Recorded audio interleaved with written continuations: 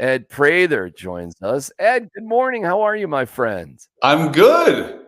I'm good. Really good. Fun weekend, intense weekend.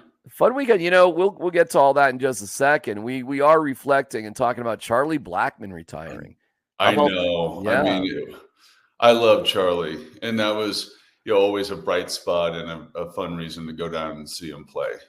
Yeah, and I find myself whenever you find athletes retiring, it's a little bit of a moment of like, how's my mortality doing? How are things with me?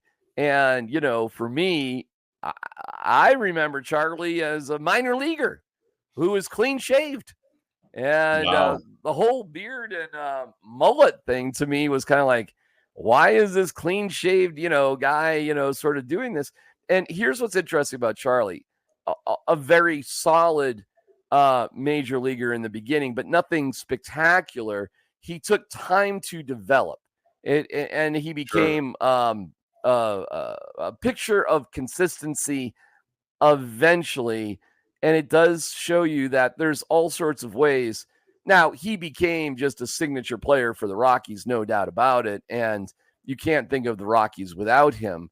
But it didn't start off that way, Ed. What do you think that says about resiliency and work and dedication? Well, I think part of it is we all expect, probably as athletes as well, but you launch out of a cannon, so to have that kind of competition and pressure behind you and around you at all times and be able to sort of, reset or calibrate or adapt is amazing. And what a likable guy to do it. And he will have a big imprint on the Rockies franchise moving forward. How are you taking your kids to baseball games yet, or are they a Oh little?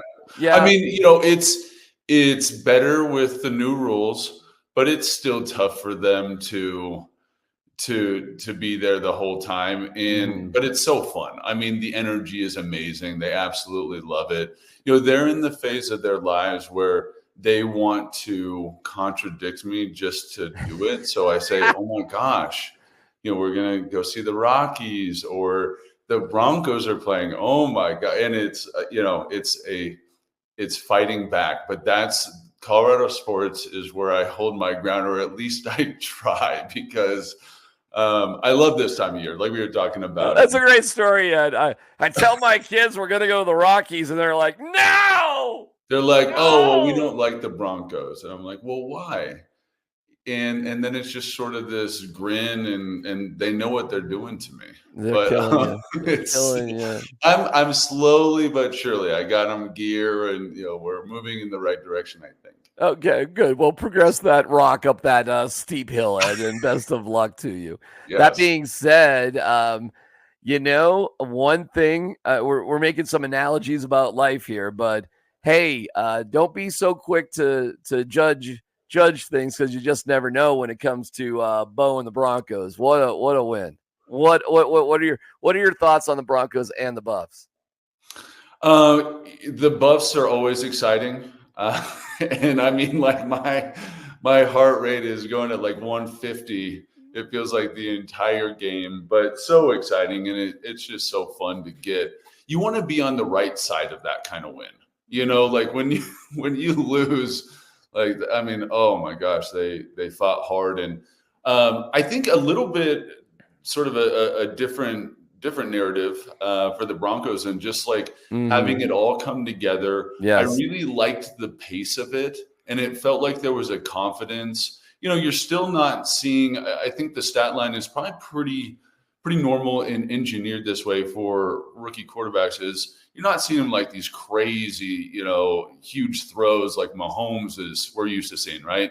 But when it works, it almost feels like it's like unbeatable. And it's funny because we were talking last week about how hard it would be to play cross country in Florida this time of year. So to see him go, just hand it to him, and the defense to play so well, it was pretty special. I totally agree. It's a turning point for sure. that I didn't expect. Listen, CU is just chaos, okay? Well, But I'm not telling you chaos ain't entertaining. It's highly entertaining. it is. But like it is chaos. And I have no idea who Deion Sanders will attack in his press conference today. But that is Tuesdays are like must watch for Deion because you just don't know what he's going to talk about, whether it's the rain or another slam at the media or who knows? You really don't. And I'm really curious to see what we do this weekend. And then, the following week, I think we have K-State. Two tough games. If I remember right, what UCF is coming up. That's in Florida, and the CU is 14-point underdogs. I saw that 14-point underdogs. I mean, and UCF isn't ranked, if I'm not mistaken. So I don't know anything about UCF. I know nothing about them. They've had some good teams. I just remember sort of like noticing, like, wow, they're a better program than I thought in years past. But this year, gosh, I don't know much at all. And I think with CU, I mean, it's just crazy. I mean, like you said, it's pure chaos and it's amazing. And I love my Buffs. But it's always, I mean, I come out of it like I'm like tired after watching it's so stressful. What's more unpredictable, how the Buffs are going to perform or the real estate market? Oh my goodness, probably the Buffs. The Buffs. Well, it's been an interesting couple weeks, hasn't it, Ed?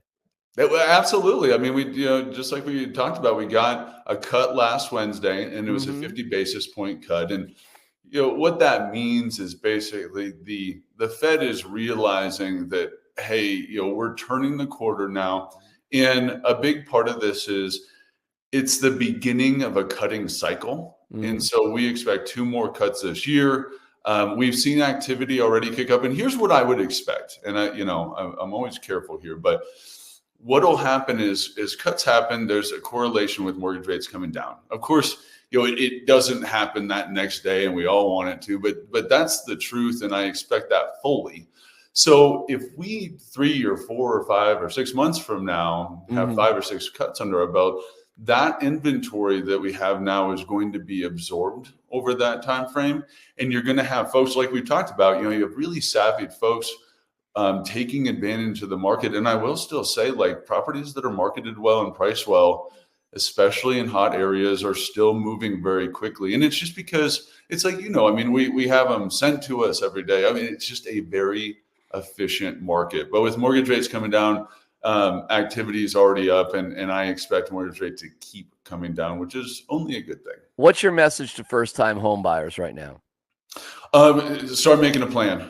I say this all the time, but a successful transaction doesn't happen overnight, and especially as a buyer, during the 2021 kind of this craze, it was really easy to fall into properties that made no sense, and we kind of think it does. We get emotionally attached, or it's just been so hard.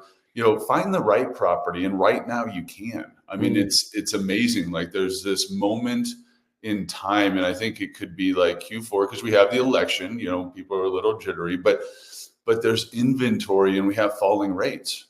I mean, it's amazing. We haven't seen this in a long time. So I think to those first time home buyers, and there's some great loan programs out there. I mean, like, you're getting rates bought down to where that monthly payment, and frankly, that's what matters, but that it makes sense. All right. Well, check out edprather.com. That's edprather.com. He's dragging his kids to Rockies games and pulling his hair out, obviously, about the Buffs. There's no chance that they're going to a Broncos game. Not yet. It's too expensive. They don't get that quite yet. But anyway, go Rocks, go Broncos, and Avs and Nuggets are coming. Yeah, that's right. All right, Ed. We'll talk to you next week. Love you, pal. We'll see you later. Right, see you, D-Mac. My guy, Ed Prather. Check him out at edprather.com.